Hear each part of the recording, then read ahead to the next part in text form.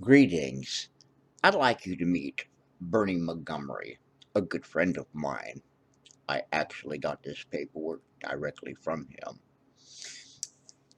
I don't want you to focus on Bernie as a person, so to speak, and I don't want you to focus on the other individuals named here.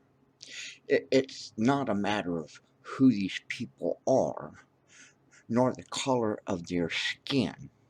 The point and purpose of this documentation is to show how law enforcement officials are not properly trained to investigate a situation. First of all, as you can see, there's a lot of blue marking on there. First of all, look up at the top. The individual, Bernie, was facing life in prison.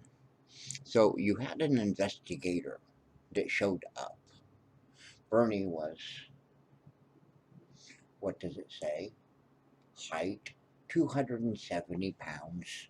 The woman is, I think, 95 pounds. It's up there. You can read it. Now, on the above date, it says she's coming home from work. She sees him standing at the back of the building, and though she tries to race him to the door, common sense would dictate that she would drive off and phone the police somewhere. This is 2000, so cell phones weren't as prevalent at that point.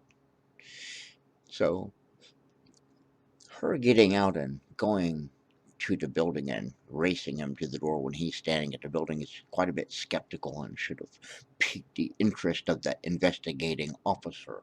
But when we look at the words from the investigating officer, we're having really kind of a hard time understanding what he's saying to begin with. But here's where it gets really, really iffy. It claims that Bernie is arguing with this woman, and there's a knock on the door. And she knows who it is, which now is a chance for her to escape, but she doesn't. And she claims Bernie throws this guy, a 195-pound man, to the floor and runs to the kitchen. Now, interestingly enough, what does he do? He gets a screwdriver, not the biggest butcher knife, this or that, and comes up and holds it to this 95-pound woman's head.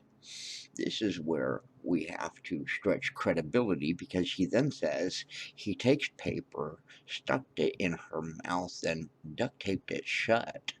First and foremost, that he's holding this person with two hands, one hand to hold her from getting away, and one screwdriver to her head. And he's got a 195-pound man to the floor that's ready to pounce, I guess, if he makes a sudden slip. So, which hand did he let go of to use the paper towels and then that duct tape?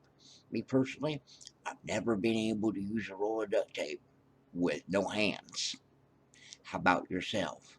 However, his lawyer never bothered to read this document very well, and he was forced to have to plead to 10 years instead of having his public defender and challenge the witness on the witness stand by asking her how he happened to use that roll of duct tape with no hands. That is a mystery. Here's where it gets better. You'll see that it notates the second person right here. We won't talk about his name, but you see complainant too, and you'll see a blue mark right there. Now then, as you see down, it starts talking about the duct tape. Now it goes further, and you will see the date changes to 9/25/2000, and it goes on. You'll see as it goes on, Lieutenant White was also advised, the victim too, that the suspect stabbed him in the hand with the screwdriver when he made attempts to get him away from Miss her. Lieutenant White did observe the laceration in Montgomery's hand. Mr. Montgomery stated that he did wish to file charges on the suspect. By the way, there were two Mr. Montgomerys, but they were not related. So, accordingly, Miss White says that this second complainant was stabbed in the hand that day. But when you go back up to the incident report, right here it says victim number 2, visible injury, no. Complaint of non-visible injuries, no. So what injury did Leroy show Lieutenant White a month later that was not visible the night that the officer took the report? You see, if this man had a lawyer that had simply read the incident report and investigated his case, he'd have never lost 10 years of his life. He would have not lost that 10 years of his life with his daughter, Enki, and I remember her name quite well.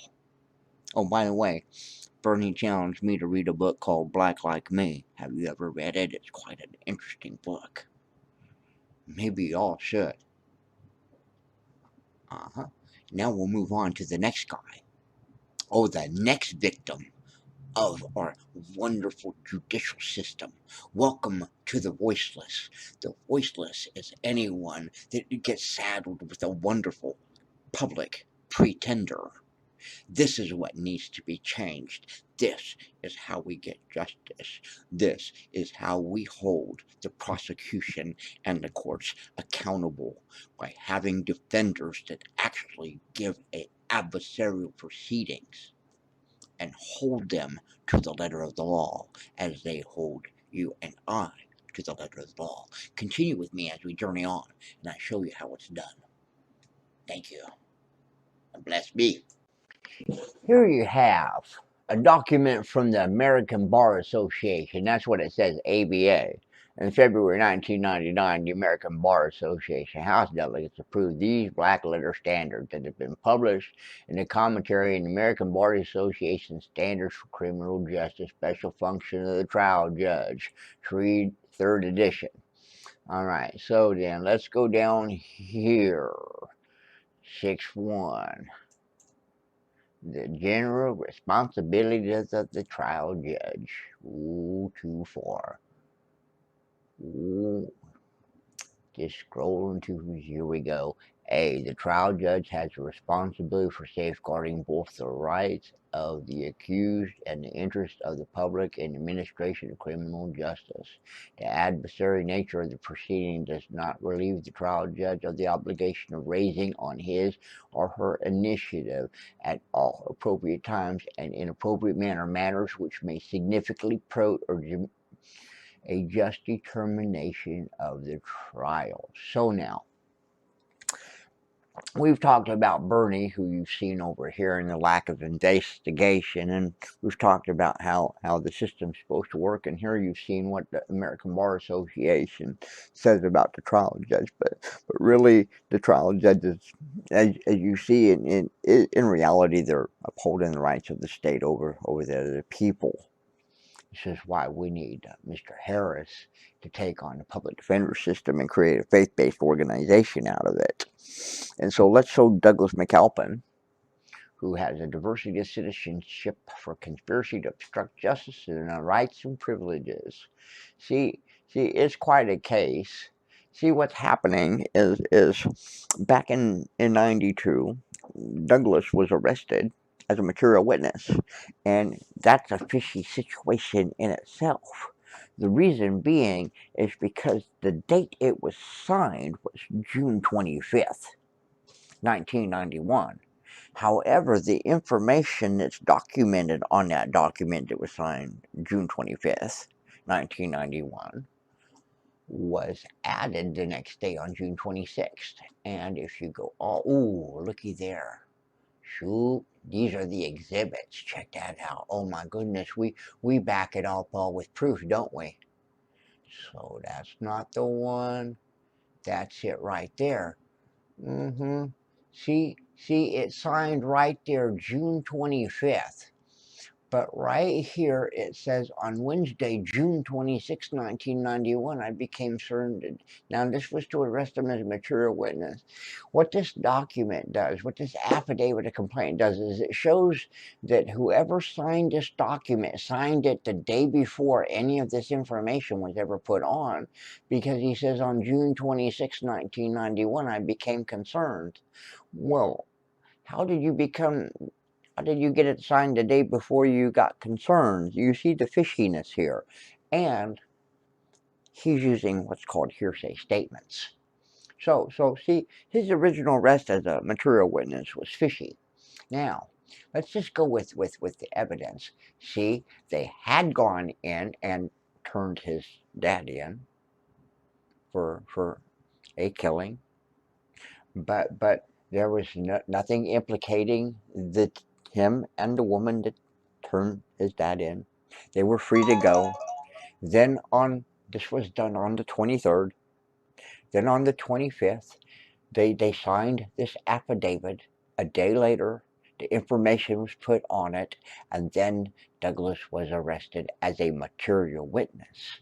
Now, there was no evidence whatsoever implicating Douglas to this crime. Now then, as you can see from the affidavit, this constitutes an illegal arrest. So then, the day before his dad's preliminary hearing, it's claimed by the Robertson County Sheriff's Department that on June 30th, which is the day before his preliminary hearing, that the man was waiting in his cell for the guards with a pointy shower handle and attacked them. And interesting enough, the dad was the only one that got hurt. Later on in an appeal, which is documented in the evidence that's listed for this suit, it's shown that the man claimed that his confession was coerced, and we find out that it is. Because if you look at all these documents and the evidence that is supported with his claim, you'll see that Robertson County Sheriff's Department coerced a confession from Danny McAlpin that implicated both Douglas Scott McAlpin and the woman in his killing when there had been no evidence before. It's obvious and blatant from the evidence what had been done. They knew that Douglas had nobody. They could implicate him, manipulate the law, twist the facts, and have him tried and convicted. Well, technically, he was first indicted as aiding, abetting first-degree murder when there wasn't even really any evidence to that. The most that could have been claimed from what existed would have been aiding, abetting after the fact.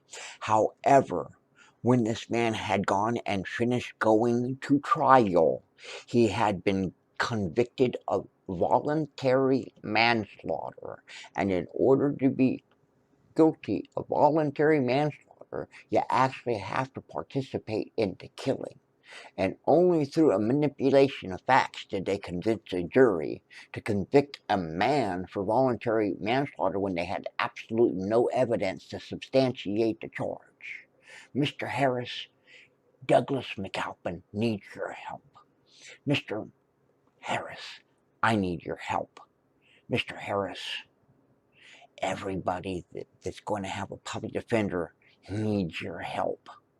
Please take up this cause and go forward. Namaste.